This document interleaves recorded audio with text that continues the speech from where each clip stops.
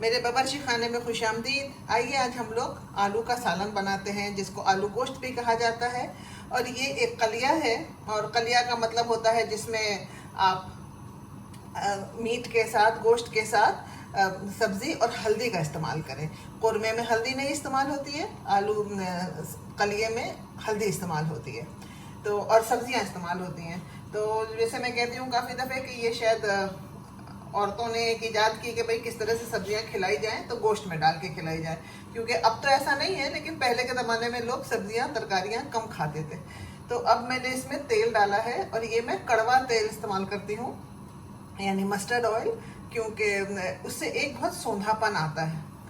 अब इस तेल के अंदर मैं डालूंगी प्याज।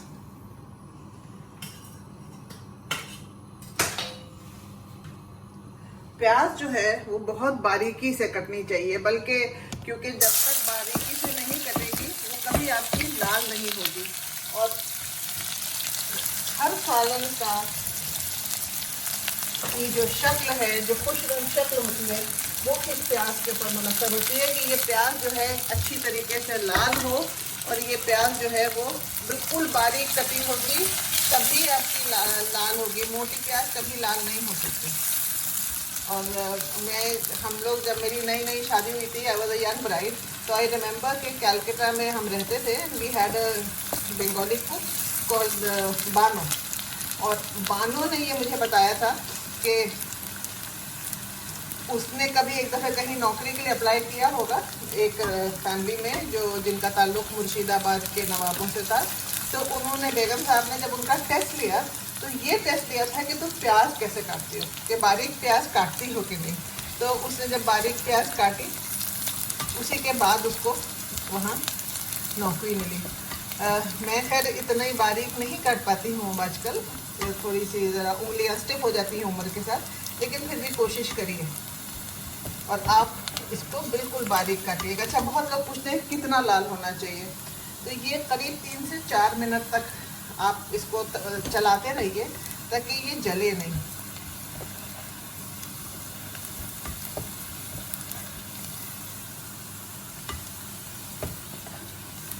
वरना आधी जल जाएगी। अच्छा, अगर प्याज जल गई तो सालन का रंग जो है वो काला हो जाएगा। कच्ची रही तो एकदम फीका फीका सालन होगा।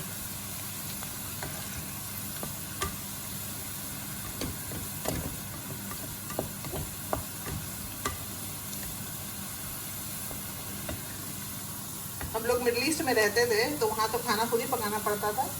तो मैं पूना आती थी, मेरा पूना में घर था उस ज़माने में। तो हमारे यहाँ जो वहाँ पे एक काम करती थी साहिबा, तो उनसे मैं साल भर के लिए प्याज तलवा के ले जाती थी, और प्याज तलवा के फ्रीज़र में रख देती थी। फिर जब भी पकाना हो तो आप फ़ौरन निकालिए और उसको इस्तेमाल कर लीजिए। ख़ासतौर से अगर आप भिंडी की भुजिया बनाएं, क्योंकि भिंडी की भुजिया है, तुरई की भुजिया है, इन सब में सिर्फ प्याज का ही, तली हुई प्याज का ही मज़ा है, और गोश्त में तो है ही है। तो मैं इसको ले जाके वहाँ छोटे छोटे पैकेट्स में फ्रीज़ करके रखती थी, निकाला और कर लिया। वैसे तो आप बेस्ट में देखें तो आपको तली हुई प्याज मिलती है रेडीमेड। देखिए अब ये हो गया, ये जो प्याज है ये हो गई है।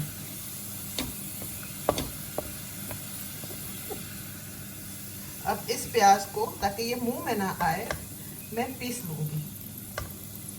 मिक्सी मेरी यहाँ तैयार रखी है, मैं इसमें ये प्याज डाल के और इसको पीस के फिर इसको इसमें मिलाऊंगी।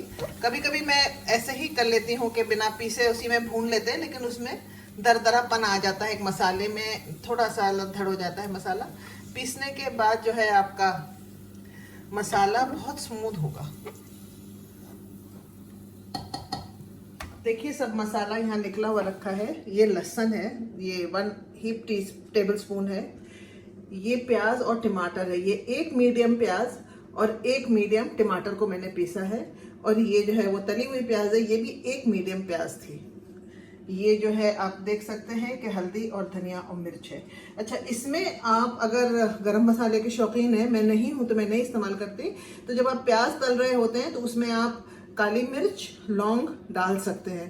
तो 3 या 4 पीसेज ऑफ काली मिर्च और 2 लौंग आप डाल के, और 1 लाल मिर्च, साबुत लाल मिर्च, हमारे यहाँ मिर्च भी कम खाई जाती है, इसलिए मैंने इसमें डाली नहीं, क्योंकि तलने के बाद मिर्च बहुत तेज हो जाती है, तो वो आप इसमें डाल सकते हैं। और अब ये मसाला हम भूनेंगे।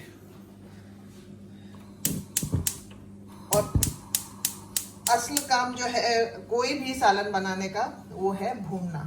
तो सबसे पहले हम प्याज डालेंगे इसके अंदर, प्याज और टमाटर का मिक्सचर, फिर लहसुन,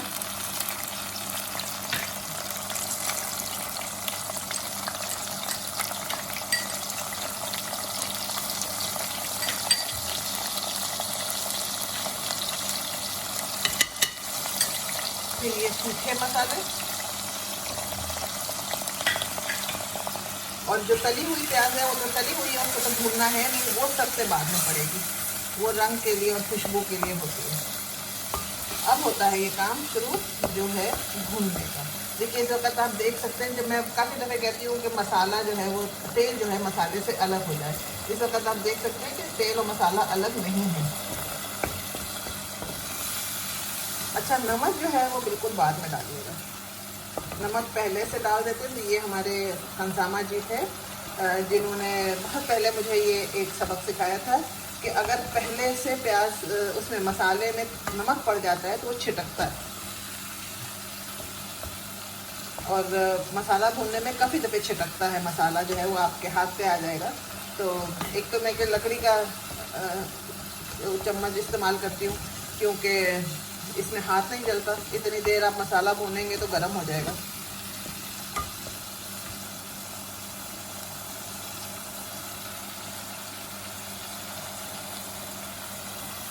एक कहानी सुनाऊँ आपको। जब हम लोग अलीगढ़ में पढ़ते थे तो रैगिंग यहाँ बहुत होती है, और सर सैयद हॉल में बेतहाशा रैगिंग हुआ करती थी, जो लड़कों का हॉल था। हमारी लड़कियों की हॉस्टल अब्दुल्ला हॉल था, उसमें फिर भी कम होती थी। तो एक दफ़े एक नए नए लड़के आए, तो उसमें एक साहब थे जो रोज़ खिड़की के नीचे आ जाए और कहे कि मैं फला फला हूँ, और मैं इनकी रूह हूँ, और मैं मतलब वो ये एक्चुअली कहा करते थे कि मैं सर सैयद की रूह हूँ और मैं आई हूँ, और मुझे क्या कहते हैं आलू गोश्त चाहिए और रोटी चाहिए, और जब तक कि मिलेगी नहीं मैं जाऊँगा नहीं। तो बेचारे बच्चे जो थे अंदर डर डर के वो दे दिया करते, तो उन्हें भी मालूम था कि ये जो है वो कोई रूह नहीं है, और ये सर सैयद हॉल में ये रैगिंग हो रही है उनकी। लेकिन वो अपने हिस्से का जो भी सालन था और रोटियां थी, डलप रोटी मिला करती थी, जो नान होती है मोटी तंदूरी, वो मिला करती थी, तो वो उन्होंने दे दिया करते थे। एक बच्चा जो आया ज़्यादा थोड़ा सा तेज था, तो उसने एक दिन कहा कि अरे भाई तुम रोज़ जो हो आप रोज़ आके और आलू गोश्त रोटी मांगते हैं, लेकिन अलीगढ़ में चाय इतनी पॉपुलर है, आपने कभी चाय नहीं मांगी।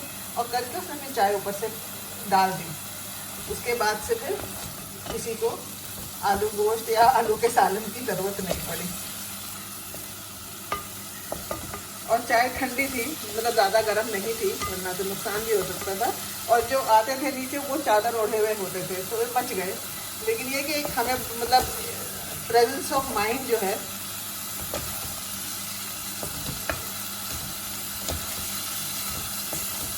और अलीगढ़ में इस तरह के बहुत किस्से होते हैं। वहाँ की जो रैगिंग होती है ना, बहुत ह्यूमरस होती है, विटी होती है। हाँ, कभी कभी तकलीफदेह होती है। Ragging is something I don't approve of and it has been stop. लेकिन ये जो मैंने आपको किस्सा सुनाया, ये आज से कम 50 से 100 साल पुराना होगा।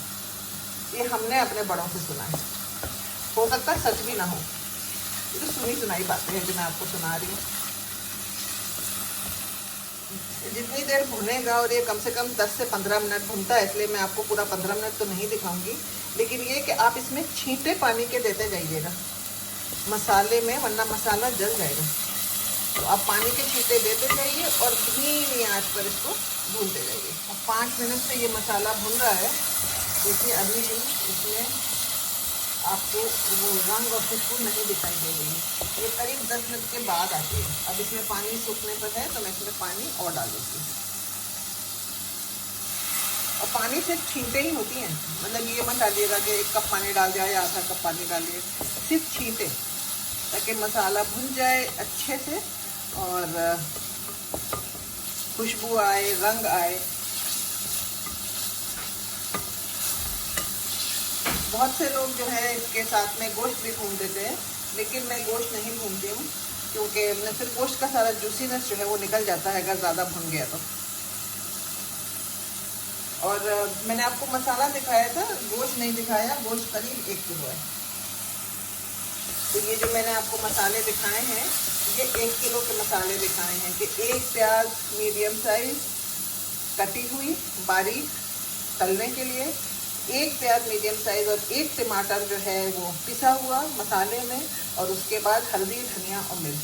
तो हल्दी जो है वो 1 टीस्पून हीट, और धनिया जो है वो 1 टीस्पून हीट। अच्छा, ज़्यादा धनिया इसलिए मैं नहीं डालती कि धनिया तेल खींचता है, तो अगर आप ज़्यादा धनिया डालेंगे जिससे मज़ा तो बढ़ जाता है लेकिन तेल बहुत इस्तेमाल हो जाता है, तो फिर मैं इसलिए धनिया कम डालती हूँ। और 1 हीट टेबल स्पून लहसुन।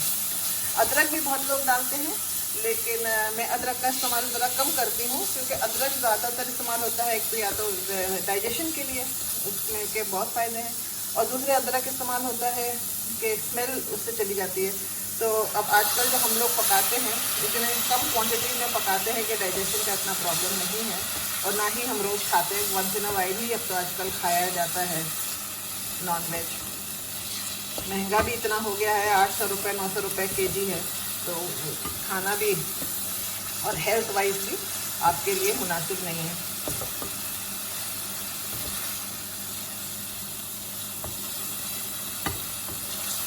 मैं पकाती हूँ चिकन, लेकिन अल्लाह मुझे माफ़ करे, मुझे चिकन इतना पसंद नहीं, मुझे बहुत ब्लैंड लगता है। तो मैं जब भी खाती हूँ तो मटन खाती हूँ और कम खाती हूँ, मतलब मैं भी शोरवा ही खाऊंगी उसका, पीसेस तो वैसे भी नहीं खाती।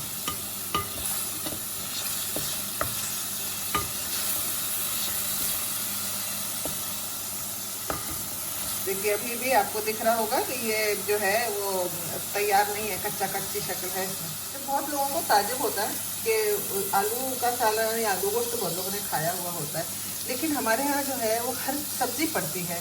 तो चाहे वो गोभी हो, लौकी हो, चुकंदर हो, शलजम हो, बीन्स हो, मटर हो, हर चीज़, पालक तो खैर बहुत ही पसंद है मैया सबको, हर चीज़ जो है वो पड़ती है।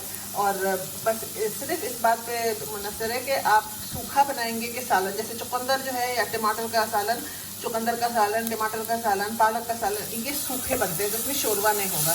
आलू का सालन होगा, लौकी का होगा तो इसमें शोरवा होगा, भिंडी का शोरवा होता है।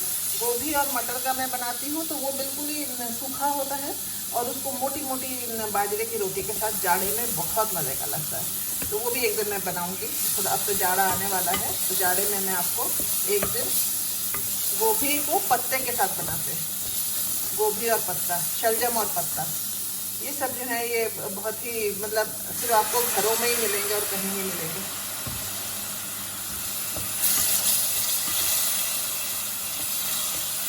अब ये 10 मिनट से ऊपर हो चुका है, अभी हमारा मसाला तैयार नहीं है। पेशेंस चाहिए होता है, और इसीलिए जो है सारा मज़ा जो है वो पेशेंस का ही है। खेल जो है वो सारा पेशेंस का है, और मज़ा जो कहते हैं ना कि मज़ा हाथ में है, वो सब्र में भी मज़ा है। क्योंकि इतना सब्र करना, गर्मी में इस वक्त मैं खड़ी मसाला भून रही हूँ, और आपको भी करना ही होगा, अनलेस एयर कंडीशन है आपका किचन, तो पंखा तो आप चला नहीं सकते। तो आप सोचिए कि ये 15 मिनट मसाला जो है आप गर्मी में भून रहे हैं। हाँ, टोपी वोपी सब लगा लीजिएगा ताकि इट इज़ एब्सोल्युटली हाइजीनिक।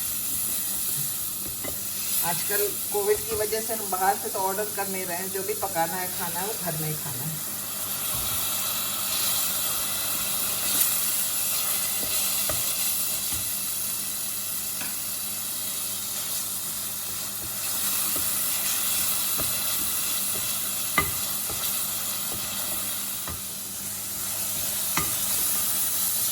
आपसे बात किए हुए मुझे 3-4 मिनट हो गए हैं। देखिए अब मसाला जो है वो थोड़ा सा होने लगा है।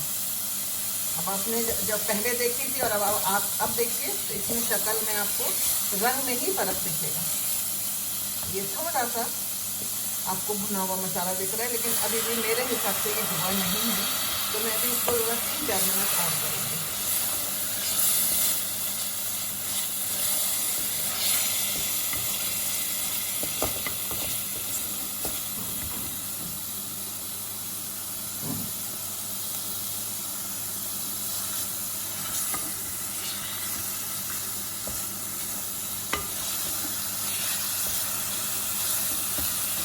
छोटे थे तो हमारी दादी जो थी वो, हम लोग दादी के यहाँ गर्मियों में जाया करते थे, तो वो उसमें बावर्ची खाने में लकड़ी का चूल्हा जला करता था, और लकड़ी के चूल्हे के चारों तरफ वो लग जाते थे, पीढ़ियाँ लग जाती थी, और हम लोग जो थे कोई भी इस पे नहीं होते थे तैयार कि हम लोग खाने की मेज़ पे खाएंगे। कुछ छोटे बच्चे थे, हमें बावर्ची खाने में ही खाना होता था, और उसी पीढ़ी पर बैठ के उसी चूल्हे पे और गरम गरम रोटी उतरे और हम खाएं।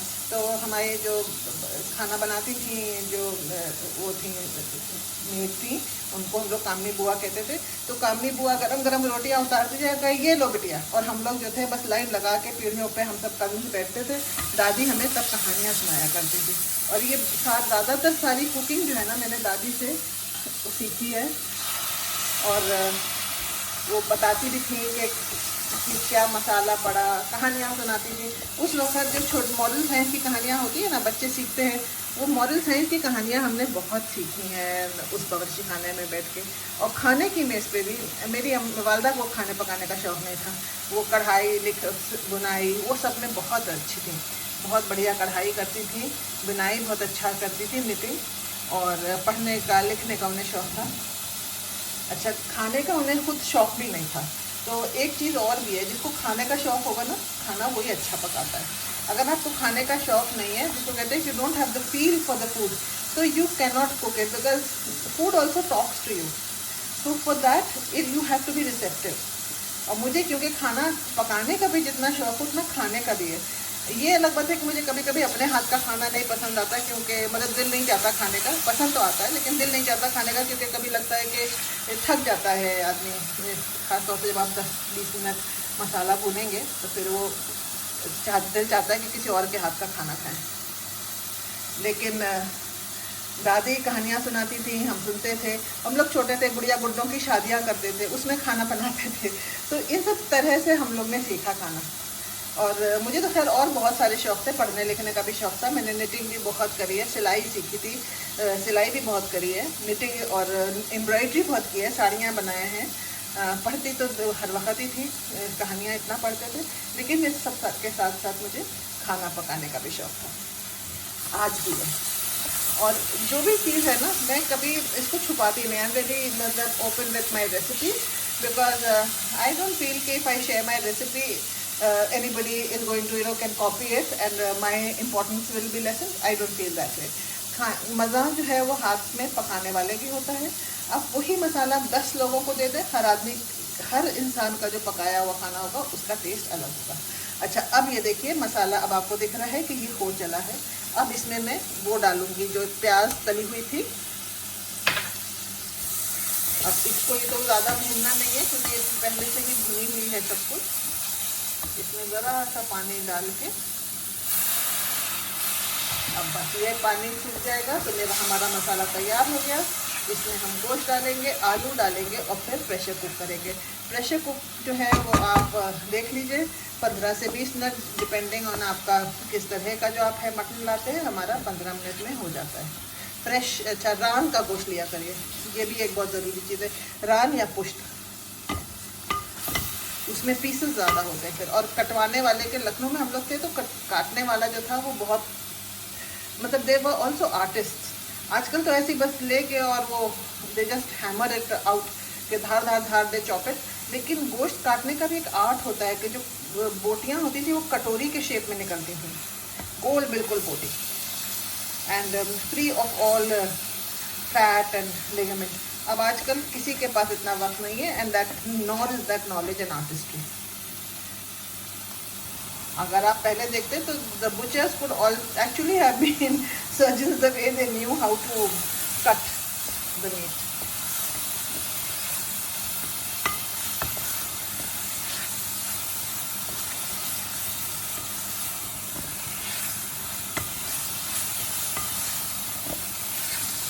देखिए मसाला तैयार हो रहा है। अब इसको कहते हैं कि द ऑयल इज सेपरेटिंग, तेल अलग हो रहा है मसाले से। You can see it on the side. बस अब थोड़ी देर में हो गया, इट्स ऑलमोस्ट डन।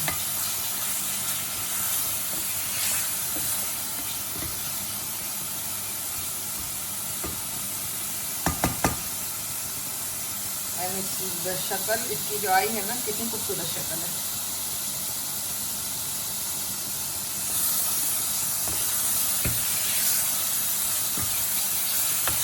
अगर आप रेस्टोरेंट में जाएंगे तो ज़्यादातर they brown the meat in masalas and oil. I don't, as you can see तो ऑयल बहुत कम है ऑयल, वरना इस वक्त ऑयल में फ्लोट कर रहा होता masala. Then it's so easy to भूनो द मसाला, लेकिन उसमें फिर मज़ा नहीं आता है, फिर बहुत ऑयली हो जाता है।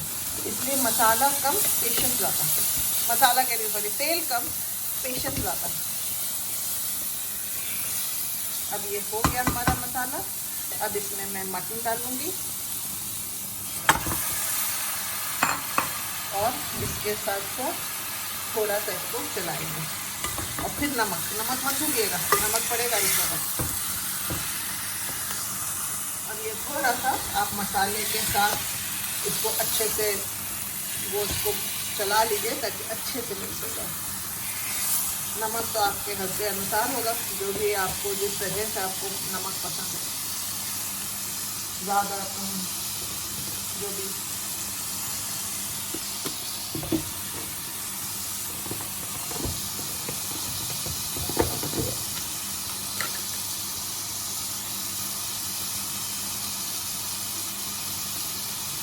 क्योंकि शोरबा होगा तो उसमें थोड़ा सा नमक ज़्यादा पड़ेगा, इस बात का भी आप ख्याल रखिएगा कि आप शोरबेदार बना रहे हैं कि सूखा। और आलू के सालन में तो खैर शोरबा होता है, लेकिन अगर चुकंदर बना रहे हैं या वो बना रहे हैं पालक, तो एक तो पालक में नमक होता है पहले, तो उसमें नमक आपका कम पड़ेगा। अब देखिए ये आलू मैंने काट के रखे हैं, ये आलू मैं इसमें डाल रही हूँ और इसके साथ साथ मैं डालूंगी और इसमें पानी शोरबा के लिए हमने पानी डाल दिया है इसमें।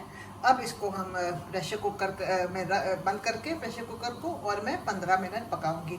अच्छा, जब प्रेशर कुकर में आपकी स्टीम निकल जाए, 15 मिनट बाद आप बंद कर दें, तो खोलिएगा मत जब तक कि स्टीम ना निकले, क्योंकि अगर आप फोर्स ओपन करेंगे तो उसकी ऊपर से तार जो है, जो ऑयल के जो होती है ऊपर तेल होगा, वो तार सब गायब हो जाएगा और बहुत ही बुरी शक्ल हो जाएगी। देखिए जैसे मैंने आपसे पहले कहा था कि स्टीम जो है वो बिल्कुल निकल जानी चाहिए, उसी के बाद प्रेशर कुकर खोलिए, वरना इसका जो तार होता है, ऊपर का रंग होता है, वो उड़ जाता है और गोश्त भी अकड़ जाएगा। तो अब ये हो गया, अब मैं इसको खोल रही हूँ। और जब खोलते हैं तो उसके बाद जब शक्ल दिखती है ना, वो जो एक मज़ा होता है वो कुछ और ही होता है। वाह, देखिए अब इसके ऊपर हरा धनिया जो है वो बघार पड़ेगा, और फिर मैं इसके बाद इसको जब आपको गार्निश होगा तो फिर मैं आपको दिखाऊंगी।